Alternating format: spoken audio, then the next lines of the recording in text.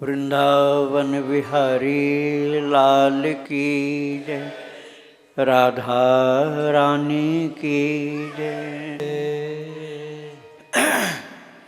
आज जिन गुरु की वंदना की जा रही है वह हैं अनंत कोटि ब्रह्मांड नायक के गुरु, वह कृष्णं वंदे जगत गुरुम। भगवान कृष्ण सब जगत गुरुओं के ऊपर भी जगत गुरु हैं, बने बनाए हैं, जन्म से हैं, अनंत काल से हैं, आगे भी अनंत काल तक रहेंगे। और लोग तो उपाधि केवल दी जाती है, धारण करते हैं, लेकिन वो तो वास्तव में जगत गुरु हैं। भगवान कृष्ण ने कहा था अर्जुन को कि जो मैं तुमको उपदेश करने जा रहा हूँ, ये चौथे अध्याय में कहा है, इमं विवस्वते योगम प्रोक्तमानहम अव्ययम विवस्वान मनवे प्राह मनुरिक्ष्वाक वे ब्रवीत। इसी निष्काम कर्मयोग के उपदेश को मैंने सृष्टि के प्रारंभ में सूर्य को किया था उपदेश, चौथे अध्याय में है। और विवस्वान मनवे प्राह मनुरिक्ष्वाक वे ब्रवीत, और उन सूर्य देवता ने वैवस्वत मनु को वही उपदेश प्रदान किया, और मनु इक्ष्वाक वे ब्रवीत, और मनु वैवस्वत मनु ने उसको इक्ष्वाकु को प्रदान किया। एवं परम प्राप्तम इमं राजर्षयो विदुष काले ने महता योगो नष्ट परंतपः। अर्जुन, वही आगे कुछ दिन राजर्षियों में चला था। एवं परंपरा प्राप्तम इमं राजर्षयो विदु, लेकिन स काले ने महता योगो नष्ट परंतप। अर्जुन कुछ समय के प्रभाव से धीरे धीरे वो लुप्त हो गया। फिर कोई नहीं जानता था कि स्वार्थ के अलावा भी कोई धर्म होता है, कर्तव्य का, कर्म का। जैसा चाहिए वैसा कर्म कर लो अपने फायदे के लिए, दूसरी बात कोई नहीं जानता था। निष्काम कर्मयोग का नाम ही कहीं नहीं आता था। तो प्रभु ने कहा मैं तुमको सुना रहा हूँ। क्यों सुना रहे प्रभु? मैं इसलिए सुना रहा हूँ, स एवायं मया तेद्य योग प्रोक्त पुरातन भक्तोऽसि मे सखा चेते रहस्यम हेतुदुत्तमम्। मैं तुमको इसलिए सुना रहा हूँ गीता का ये दिव्य ज्ञान कि भक्तोऽसि में, तुम मेरे भक्त हो, और सखा चेती, सखा भी हो और भक्त भी हो। इसलिए मैं तुमको जो युगों से लुप्त हो गया था वो आज प्रकट करके सुना रहा हूँ। तो ये इतिहास है उसका।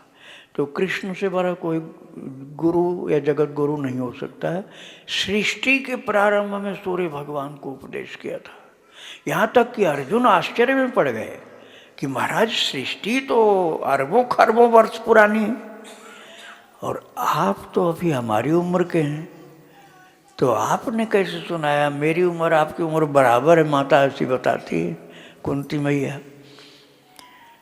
तो ये पूछ लिया अर्जुन ने कि ऐसा कैसे संभव, आप तो मेरी उम्र के ही हो। तो अपरम भवतो जन्म परम जन्म विवस्वतः कथमे तद्विजानीयाम त्वमादौ प्रोक्तवानिति। कैसे मैं विश्वास करूं कि सृष्टि के प्रारंभ में आपने सुनाया? तब भगवान ने कहा, अर्जुन मेरे और तेरे बहुत जन्म हो चुके हैं, बहूनि मे व्यतीतानि जन्मानि तव चार्जुन तान्यहं वेद सर्वाणि न त्वं वेत्थ परन्तप। अर्जुन, मेरे और तुम्हारे बहुत से जन्म हुए हैं, अंतर ये है न त्वं वेत्थ परंतप, उनमें से हे परंतप किसी जन्म को तुम नहीं जानते हो। अपने ही नहीं जानते तो मेरा क्या जानोगे? लेकिन मैं तानि अहम वेद सर्वाणि, एक नहीं सर्वाणि, सर्वाण मतलब सब, कोई बाकी नहीं। तानि अहम वेद सर्वाणि, मैं तुम्हारे और अपने और अन्य सब लोगों के समस्त जन्मों को पूरा पूरा जानता हूँ। तो सर्वज्ञ है परमात्मा। कोई भी सर्वज्ञ प्रभु के बराबर नहीं हो सकता है।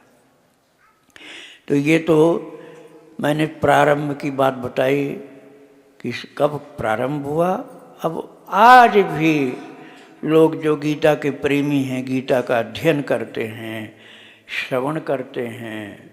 भगवान ने गीता जी के 18वें अध्याय के आखिर में कहा है, श्रवण करने वाला, अध्ययन करने वाला और भक्तों को सुनाने वाला, सबकी महिमा बताई प्रभु ने। ये इमं परमं गुह्यम मद्भक्तेषु विधास्यति भक्ति मयि पराम कृत्वा मामे वैश्यत्य संशय।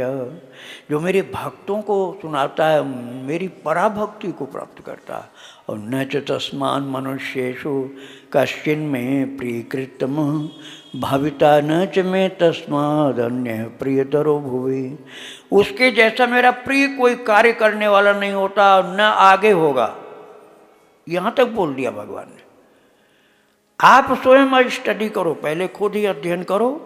अध्येष्यते, अध्ययन करो। अध्येष्यते च इमं धर्मं संवादमावयो ज्ञान यज्ञेन तेनाहमिष्टस्यामिति मे मति। तो तुम्हारे द्वारा ज्ञान यज्ञ से भगवान की पूजा होगी, यदि अध्ययन करोगे। और श्रद्धावान नसूयश्च शृणुयादप्यो नरः। जो श्रद्धावान होकर श्रवण करेगा, भगवान कहते हैं प्राप्नुयात् पुण्य कर्माणि, उसको पुण्य लोक, पवित्र लोकों की प्राप्ति होगी। और जो भगवान के इस ज्ञान को समझकर दूसरे भक्तों को सुनाए, ना अभक्त को नहीं, यहाँ भगवान ने मना किया है, अभक्त को नहीं सुनाओ, अर्थात श्रद्धाहीन को नहीं सुनाओ। संयमी और श्रद्धावान दोनों होना चाहिए। बहुत महिमा बताई है स्वयं प्रभु ने। फिर उसके बाद तो मैंने प्रत्येक अध्याय की महिमा आपको सुनाई है, किसका अध्याय के द्वारा क्या महिमा है, इसका लाभ मिलता है भक्तों को। ये तो श्लोक तो आपको अध्ययन करने में क्लिष्ट लगते हैं, लेकिन हिंदी में बताया जाए तो बड़ा सरल लगता है। अब ये जिस आज के युग में इस गीता ज्ञान को जो सबसे ज़्यादा प्रकाशित किए, प्रचारित किए हैं, वो थे श्री जयदयाल जी गोयंदका, जिनका चरित्र मैं बहुत सुना चुका हूँ आपको। और उनके बाद हुए राम सुखदास जी महाराज।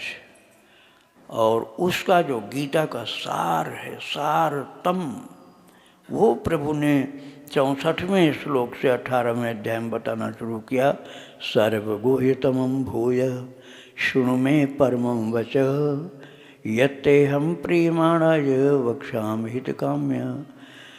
मन्मनाभव मद्भक्तो मद्याजी मां नमस्कुरु ते प्रतिजाने प्रियोऽसि मे सर्वधर्मान् परित्यज्य मामेकं शरणं व्रज अहं त्वा सर्वपापेभ्यो मोक्षयिष्यामि मा शुचे। 2 श्लोक 18वें अध्याय का 65वां 66वां ये 2 श्लोक याद कर लो। भक्ति का सार, संपूर्ण गीता जी के भक्ति का सार 2 श्लोक में। एक कृष्ण ने कहा था किसको? राधा बाबा को। सब गीता पूरा लिख गए, मैं आपको सुना चुका हूँ। तत्व विवेचनी बोले ये है इसका सार, सब्सटेंस, इसी के द्वारा सब कुछ मिल जाएगा। तो हमको पूरी गीता तो याद होने मुश्किल लगती है। तो 18वें अध्याय का 65वां और 66वां, मन्मना भव मद्भक्तो मद्याजी माम नमस्कुरु मामे वैश्च सत्यम ते प्रतिजाने प्रियोऽसि मे सर्वधर्मान् परित्यज्य मामेकं शरणं व्रज अहं त्वा सर्वपापेभ्यो मोक्षयिष्यामि मा शुचः। तो इस महानतम पवित्रतम कार्य को इस युग में गीता प्रेस के माध्यम से किया गया, इसलिए मैं गीता प्रेस का गुणगान करता हूँ। और गीता प्रेस से मेरा कोई स्वार्थ का रिश्ता नहीं है, परमार्थ का रिश्ता है।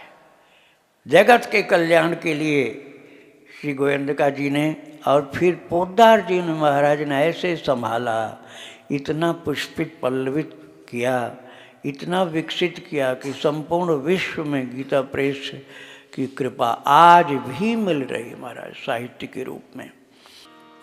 वृंदावन विहारी लाल की जय, राधा रानी की जय।